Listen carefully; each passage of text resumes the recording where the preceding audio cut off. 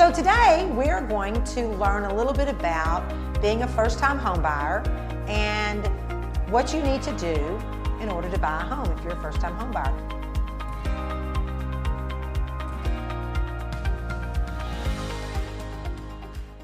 This is going to be one of many of our educational videos that Melissa and I are going to be creating for our viewers. We are teachers. That's right, we are teachers. 28 years. How many years for you? 21. There you go. That's a lot of years teaching. So I think that we want to take our teaching ability and share some knowledge to you on different topics. And today our topic is a first-time home buyer. And if you're thinking about buying a home and it's your first one, you're probably a little nervous. You don't know where to begin. And the first thing we want to talk about is your credit score. That's right. It's very important, and I'm sure a lot of people are concerned about it, thinking you have to have that magic number. Oh, I know. In fact, I've had clients think they have to have like over a 700. Right. That's not true. We're here to tell you that you can actually buy a home with a credit score as low as like 590. Yeah, I have it every day. Clients every day who purchase homes with a credit score of 590. So we're going to talk about a couple of tips about your credit score. I know that when I think about my credit, the first place I go is my phone and I look at Credit Karma. Yep, me too. Yeah, because it's convenient, right? And it shows like your cumulative score for all the different credit bureaus. Well, let me just tell you, that is a realtor's nightmare. No way. Mm-mm. We do not want you to judge your credit score from what you see on Credit Karma. Now you can look at Credit Karma. It helps a lot with showing your credit going up and down or monitoring your score. If it drops for some reason, there might be an issue there, so it's great for that. But when it comes to your credit score for getting a mortgage, it's not a good place to go. And the reason it's that way is because a mortgage company calculates your credit score a little bit differently than what Credit Karma would calculate it. It's like a Vantage score. Let's see. Yeah, Credit Karma shows Vantage score 3, and mortgage companies use a FICO score 2, 4, and 5. Don't ask us what exactly that means. All we know is your Credit Karma, you need to take whatever your score is and subtract 20 points, and you're good to go. That's right. I have a buyer right now, as a matter of fact, and her credit was 815 or 820. She's so excited. She goes to get a mortgage, and they come back and tell her, your credit's like a 795 to 8, and she was livid. And I said, where'd you check it? Yeah, Credit Karma. Yeah. That's just kind of the way it is. So again, it's a good gauge, but it's not great for mortgages. No. So if you just subtract 20 points, you'll be safe, and that's what score they're going to be looking at. So that's good to know, right? And remember, you don't have to have a 650, 790, even 800. You can buy a home with a credit score as low as 590. Wait a minute. Who are you? Even though the higher the better, don't stress about having to have that credit score over 700. You don't have to have it. So there are myths that we would like to throw out there that a lot of people believe. And the first one is that if you have student loans, you're not going to get a mortgage because you have so much debt in student loans. And that's just a myth also. It doesn't matter. I mean, student loans matter, obviously, and you have debt with those, but that's not going to count against you when a mortgage lender goes and looks at your credit score. Any type of loans like that, car loans, school loans, other mortgages, those don't count against you. It's the credit card bills. Those are what count. Right. Well, I mean, they take it in consideration when they're looking at your Overall. ratios, because there are these ratios you might hear people talk about. If you're going to go FHA, there's the front ratio is like 41, I think, and the back ratio might be 47.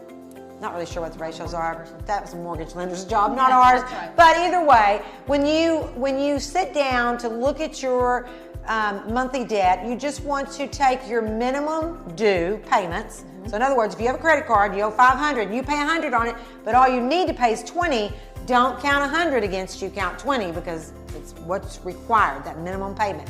You need to add those up, and that's your total monthly debt, and that's revolving accounts. Right. And the thing is, just because you have student loans and you automatically think, I'm not going to get a mortgage, that's not true. We have to do the whole debt to ratio or debt to income thing, ratio. But don't automatically count yourself out. That's right. That's a big myth. Big myth. You can have a student loan and you can buy a house. Right.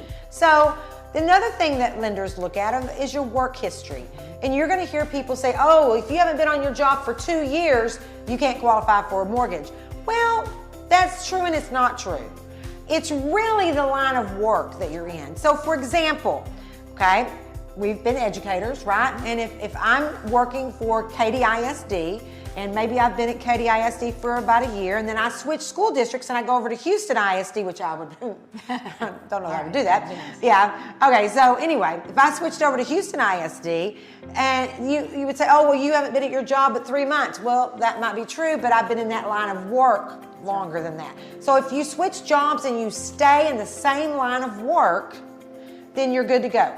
You can have that job switch in between that 2-year period. Right. But if you are, say, a teacher and I left teaching to sell real estate, that wouldn't work. That wouldn't count. Have a job, but it's a total different line of work. I would need to be in real estate for at least 2 years for them to count that.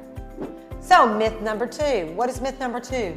It's the down payment, the dreaded down payment. We gotta have 25 or 20% saved to put down on a house. That's impossible these days. That's very difficult. Yeah. That is a total myth. You don't Absolutely. have to have 20%. A lot of loans now, well, we used to have 3. A lot of them are 3.5% or 5% down for FHA or conventional. And you know what? I even had a lender the other day tell me they had a 1% conventional. Oh my goodness. Yeah, so seriously, I mean, the thing about it is mortgage companies, they offer different programs to home buyers. There's, the first-time home buyer. There's also down payment assistance programs that you can qualify for that require 0 down. That's right. If you buy a home in a rural area, there's USDA. That's a 0 down payment, and you don't have to pay that back. That's right. So and physicians, I know there's a 0 down payment for doctors right now. Wow. Also with some lenders. That's amazing. So you know what? That whole myth that you have to have 20% saved up, it's not true. If you can save up, I always like to see my clients come to me with at least, $6,000, $7,000, $8,000 in the bank. We can get you in a starter home that would probably almost cover your closing costs, unless you go with a builder and watch some of those other videos that we have on builders. We can show you how they'll pay your closing costs for you. Yeah, It's a good deal. Pretty good deal. All right. But anyway, so please don't think that you have to have $30,000 or $40,000 in the bank. That is just not the case. And if you have a family member who wants to help you out since it's your first time to buy a home, you can even receive a gift. You can. And just all you have to have is a letter. That's right. Stating that was a gift. So there's so many things that we can help you with that you may not know about that can get you in a home right now. So you don't have to keep renting and throwing out your money out the window, because that's kind of what you're doing. Yeah, that's right. There are some things to think about. So let's say we've convinced you. You're going to do it. You're going to get out of that rental house or apartment and you're going to buy your own home and you want to be a homeowner. Well, there are some things we need you not to do. That's right. Once you have applied for that loan, whether you're shopping right now or even a few weeks from now, whatever it is, once you apply for that loan, you don't want to make any changes. You don't want to make any big purchases of any kind. You don't want to go out and buy a car. I'll take it. Yeah. Or furniture for this new house, or even large appliances. Anything that's going to throw up a red flag for that lender. That's right. Nothing. Nothing. Just don't go buy anything. You can buy food. You can buy groceries. Right. If you need a new pair of Pay shoes. your bills. Yeah, you can go buy a pair of shoes, pay your bills. But just do not go out and make big purchases, because that is going to be a red flag for the lender, and especially credit cards. Yes. Oh my gosh, do not use those credit cards. Hide them. Don't get rid of them. You need them, okay? You need to keep them. Don't close accounts. That's another thing. That's right. Don't close your credit card accounts. If you think, oh, I need to get rid, I've got 10 credit cards, they're never going to qualify me for a home because I have too many credit cards. No, just don't owe anything on them, or owe a little bit on them, but don't cancel the accounts. That's right. Open credit is a good thing. It shows how much you are kind of worth, how much credit you could get. Right. But you don't want to have them maxed out. No, so don't max out the credit cards. Don't cancel the accounts. Keep a balance, but a low balance, and don't make large purchases. Just remember those few things and you're going to be golden, okay? All right, so we talked a little bit about that. Oh, deposit large, yeah, okay now. Just the opposite. Yeah. Okay, you know how I said about that gift from your family member?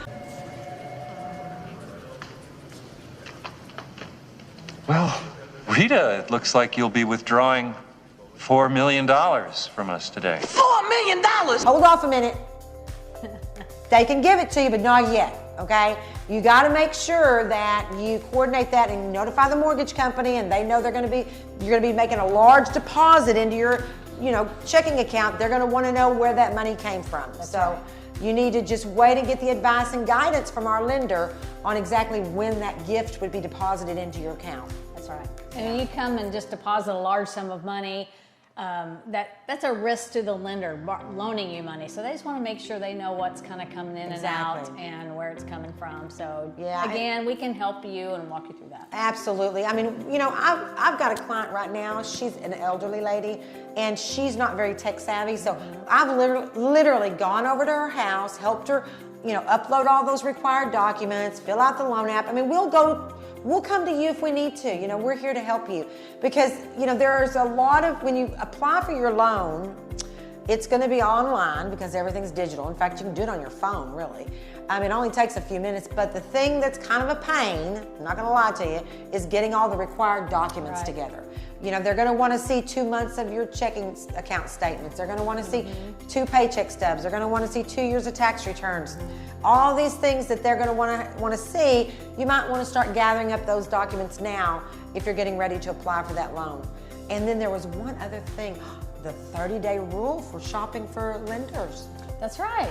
If you make an application with one lender and then all of a sudden we or you or somebody says, hey, this lender's offering this program, you can go apply with that lender. Also, you can apply to multiples. If your parents have one you want to do and we give you one or two you want to apply with, you can do that. It only fix your credit one time. So you're not going to get all those dings on your credit. No, not at all. And what I always tell my clients is create yourself a folder on your desktop. Of course, your paycheck stubs are going to change. Your checking account statements are going to change. But if you do it within that 30 days, they really wouldn't change. Yeah. So just put everything in that folder so that when you do apply, it's quick. After you do about 3 or 4 of them, you get really good at it, and you go really fast. You might think, oh my gosh, it's going to take forever. Really, it's the first one that takes forever because it's the first time. But it's only one ding on your credit. Won't hurt you. You're a consumer. You should have the right to shop around to get the best rate. But we're here to help you, and this is a lot of information. And that's why it's good for you to have a realtor that you can reach out to who can help you, guide you through this process, make sure that you're getting the best program at the best rate, and make this a easy process. That's right. That's what we're here for. Yeah, exactly. And once we get past this part, then it's the fun part of going shopping for the house. Yeah, what did you show 8 houses today? I did. Wow, that's a lot of houses. It was a lot. Yeah. I think we have another myth. There is another myth. Renting. A lot of first-time home buyers have been renting for a while. There's nothing wrong with renting. We've all rented at some point in our lives. But the myth is that renting just makes more financial sense for you or for anyone. And that's really just not the case. You're building equity when you purchase a home. So you're paying a mortgage, whether it's yours or the landlord's, you're paying that mortgage. You're paying the HOA, you're paying the taxes, you're paying all that stuff. You're just paying it to him and then he's putting it to the mortgage company. So you're still paying it one way or the other, but you get nothing out of it. So when it comes time to move, all that money is just gone instead of equity in your home. And that makes me think of something. I've had a couple of clients tell me that they don't want to buy a house right now because everything they hear on TV and the media is that houses are going to drop in value. I'm going to tell you that I've been affiliated with real estate even before I became a teacher. I sold real estate back in the 80s, and I'm going to tell you, that's the only time I ever saw houses actually lose value was when we had the absolute, everything failed. What was that? The bottom fell out. Yeah, literally Wall Street collapsed. Right. That was the only time. You're going to build equity in your house.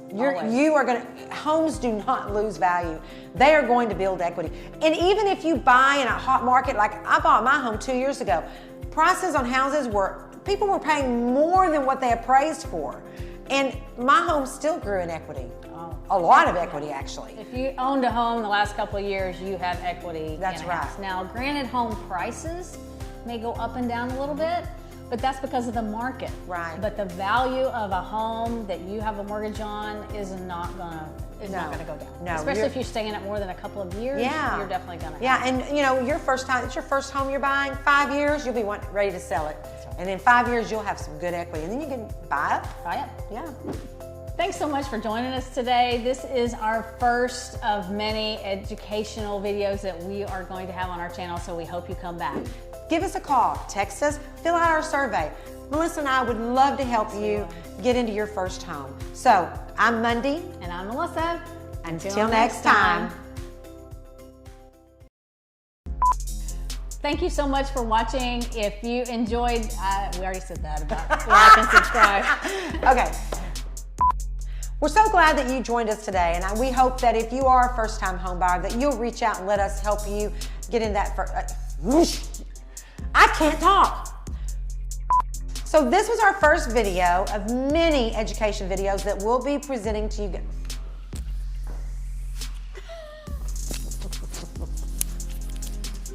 I hope so. Okay. So if you're a first-time home buyer, I hope you give us a call.